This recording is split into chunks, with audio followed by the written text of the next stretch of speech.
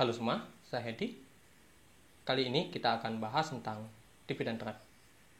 Selama ini saya melihat banyak orang yang menyalahartikan dividen trap tersebut, sehingga tidak bisa membedakan mana dividen yang memang benar-benar bagus karena dividennya konsisten dan dengan dividen yield yang tinggi karena memang harga sahamnya murah, dan mana dividen yang merupakan dividen trap. Banyak orang serta-merta menganggap perusahaan dengan dividen yield di atas 5% merupakan dividen trap. Ya, meskipun cirinya mirip dengan dividen yang merupakan dividen trap, yakni pada tanggal ex-date mengalami penurunan signifikan, namun terdapat perbedaan. Jadi, tahap awal yang perlu kita lakukan untuk menghindari dividen trap adalah mengenali dividen trap itu sendiri. Dividen trap merupakan istilah bahasa Inggris yang secara harfiah berarti jebakan dividen. Dividen trap umumnya terjadi pada perusahaan yang tengah membagikan dividen dengan yield yang sangat tinggi, sehingga banyak orang yang ingin mendapatkan dividen tersebut, kemudian banyak orang membelinya sehingga harga sahamnya mengalami peningkatan, seringkali hingga arah berkali-kali. Korban paling banyaknya adalah yang membeli di harga pada tanggal come date, karena setelahnya hampir pasti harga sahamnya akan mengalami penurunan, bahkan hingga ARB berkali-kali. Karena banyak orang merasa bisa membeli emiten tersebut tepat di harga ketika dividen yieldnya tinggi, kemudian pada tanggal ex-date langsung bisa menjualnya. Sehingga investor bisa mendapatkan dua keuntungan, yakni dari dividennya dengan yield yang tinggi tersebut, serta capital gain yang umumnya juga tinggi. Namun apabila kita tidak berhasil menjualnya, dan memang sangat sulit sekali menjualnya, kemungkinan penurunan harga sahamnya akan mengikuti dividen yang diterima, sehingga hasilnya impas atau bahkan merugi. Namun hal tersebut hanyalah berupa fenomena biasa saja. Tidak semuanya merupakan dividen trap, karena secara alamiah memang seperti itu. Semua orang ingin mencari keuntungan setinggi-tingginya. Nah, bagi saya, dividen yang bisa kita sebut sebagai dividen trap merupakan perusahaan yang tengah membagikan dividen dengan yield yang sangat tinggi, namun tidak berkelanjutan. Yang berarti pada tahun-tahun sebelumnya, perusahaan tidak membagikan dividen dengan yield setinggi itu. Atau pada tahun-tahun sebelumnya, perusahaan hanya membagikan misalnya saja 10% dari laba bersihnya, kemudian pada tahun ini tiba-tiba perusahaan membagikan 90% dari laba bersihnya, sehingga dividennya menjadi sangat tinggi. Kemudian bisa juga terjadi karena perusahaan tengah menjual aset, kemudian hasil dari penjualan aset tersebut dibagikan kepada pemegang sahamnya.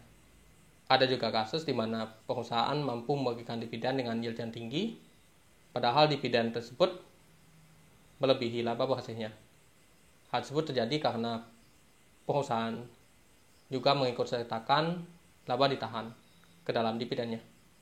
Jadi yang hanya saya sebut sebagai dividen trap merupakan dividen yang tidak wajar. Angka dividen yield tidak bisa menjadi penentu apakah emiten tersebut merupakan dividen trap atau tidak. Karena saya banyak sekali menemukan perusahaan yang membagikan dividen yield tinggi, yakni antara 5 sampai 15% atau bahkan ada yang lebih. Namun perusahaan tersebut dividennya selalu konsisten, baik itu dari jumlahnya, kinerjanya, maupun yieldnya. Ada dua kemungkinan. Yang pertama, perusahaan tersebut harga sahamnya memang sangat murah, sehingga semakin rendah harga saham, namun dividennya tetap, maka dividen yieldnya akan meningkat. Atau bisa juga terjadi karena perusahaan tersebut merupakan perusahaan yang mahal, namun dividen per hasilnya secara konsisten sangat tinggi, yakni kurang lebih di atas 80%. Atau bahkan mencapai 100%, yang berarti seluruh laba bersihnya dibagikan kepada pemegang sahamnya. Dan seperti yang saya jelaskan sebelumnya,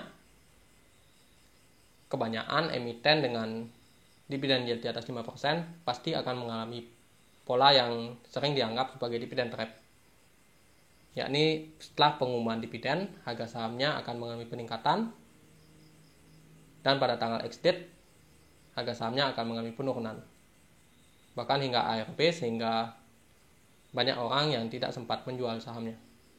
Jadi cara untuk terhindar dari pola tersebut adalah membeli sahamnya jauh-jauh hari, tidak pada saat musim pembagian dividen. Jika kita memang tahu perusahaan tersebut sangat rajin memberikan dividen dengan yield tinggi, maka kita bisa ekspektasikan bahwa tahun berikutnya dividen yieldnya juga ikut tinggi. Selama harga sahamnya masih tetap tidak mengalami peningkatan signifikan dan kinerjanya juga konsisten. Jadi saya gunakan estimasi dividen yield berdasarkan dividen yang dibagikan sekarang dikalikan dengan perubahan laba bersih triwulannya. Dan jika kita membeli saham setelah pengumuman pembagian dividen, itu sama saja berarti terlambat. Namun saya pribadi tidak takut membeli saham tersebut meskipun sudah diumumkan dan harga sahamnya sudah meningkat sangat tinggi, asalkan di harga yang tinggi tersebut dividen yieldnya masih menarik. Dan memang secara historis memang konsisten. Jadi meskipun saya mengalami ARB, saya tidak khawatir. Karena saya yakin di tahun-tahun berikutnya saya tetap mendapatkan dividen sembari melakukan averaging down. Dan apabila perusahaan tersebut membagikan dividen yang tidak wajar, kita gunakan estimasi wajarnya saja. Sebaiknya kita tidak menilai dividen yield perusahaan dengan menggunakan dividen dengan yield yang sangat tinggi tersebut. Sebaiknya kita estimasikan, baik itu secara kata-kata maupun secara konservatif, berapa dividen wajarnya. Seperti misalnya pada emiten berikut, yang pertama yaitu BSSR, yang sangat sering memegang dividen dengan yield yang sangat tinggi. Namun dividen dengan yield tinggi tersebut seringkali melebihi laba bersihnya. Sehingga saya hanya menggunakan angka konservatif, yakni Rp50. Berdasarkan dividen tahun 2019 dan 2020 yang rata-rata sekitar Rp50. Jadi saya bisa menilai estimasi dividen yieldnya apabila perusahaan tersebut tidak lagi memberikan dividen yang kejutan. Kemudian contoh yang kedua yaitu MBAP, yang juga satu induk dengan BSSR, juga saat ini memberikan dividen dengan yield yang sangat tinggi, yang melebihi laba bersihnya. Kemungkinan akibat peningkatan harga batubara yang signifikan di tahun 2021 ini. Jadi saya hanya menggunakan dividen konservatifnya.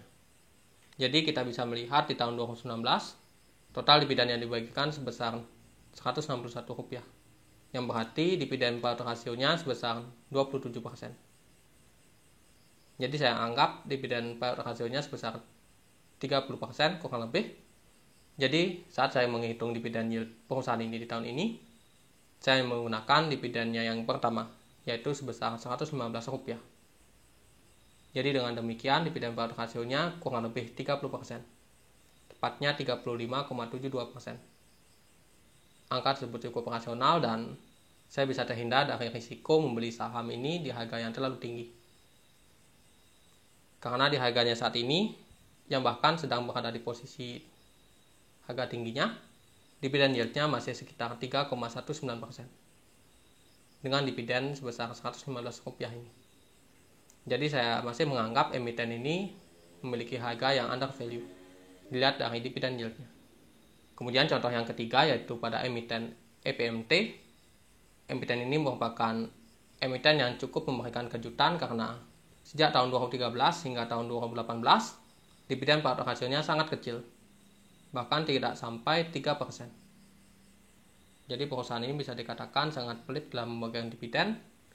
Kemudian tiba-tiba pada tahun 2019 membagikan dividen sebesar Rp90 dengan dividen payout rasionya yang sangat ditingkatkan menjadi 37,32%, menghasilkan dividen yield sebesar dari yang sebelumnya hanya 0,17% menjadi 4,39%. Jadi dividen perusahaan ini langsung menjadi menarik. Namun pada saat itu saya tidak serta-merta mengestimasikan pada tahun berikutnya juga dividennya tetap tinggi. Jadi saya tetap konservatif terhadap emiten ini. Barulah ternyata pada tahun 2020 dividen payout rasionya juga tetap tinggi, yakni 41,99%. Jadi saya cukup percaya dengan dividen perusahaan ini. Kemudian di tahun 2021 emiten ini kembali memberikan kejutan. yakni dividen payout rasionya ditingkatkan menjadi 79,6%, menghasilkan dividen yield yang sangat tinggi. Di harga saat ini sebesar kurang lebih 9,48%. Namun, ketika saya ingin mengestimasi dividen berikutnya, saya tidak menggunakan dividen payout rasio yang sebesar 79,6% ini, melainkan saya hanya menggunakan asumsi konservatif 40%. Jadi di harga saat ini, dengan pertumbuhan kinerjanya, dan saya hanya menggunakan asumsi dividen payout rasio 40%, kemungkinan dividen yieldnya sebesar kurang lebih 5%. Jadi saya anggap masih murah. Jadi meskipun kita bisa menggunakan dividen sebagai alat penilai valuasi, namun kita juga harus berhati-hati. Karena dividen memang tidak selalu konsisten. Sangat tergantung pada perubahan harga dan perubahan kebijakan perusahaan. Jadi saya benar-benar hanya menggunakan angka konservatif. Saya langsung tidak serta-merta meningkatkan ekspektasi saya terhadap emiten tersebut hanya karena laba bersih di tahun ini misalnya sangat tinggi dibandingkan dengan tahun-tahun sebelumnya. Karena bisa jadi dividennya justru disamaratakan dengan tahun lalu.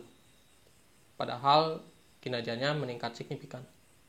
Baik, mungkin itu saja pembahasan dari saya mengenai dividen trap dan bagaimana cara menghindarinya. Saya tidak bermaksud memberikan rekomendasi maupun tidak merekomendasi. Kita sebaiknya tetap menganalisa sendiri sesuai dengan preferensi masing-masing. Kinerja masa lalu tidak mencerminkan kinerja masa depan. Segala keputusan atau tindakan yang diambil berdasarkan informasi dari video ini tetap menjadi tanggung jawab pribadi. Semoga bermanfaat dan sampai jumpa di video berikutnya.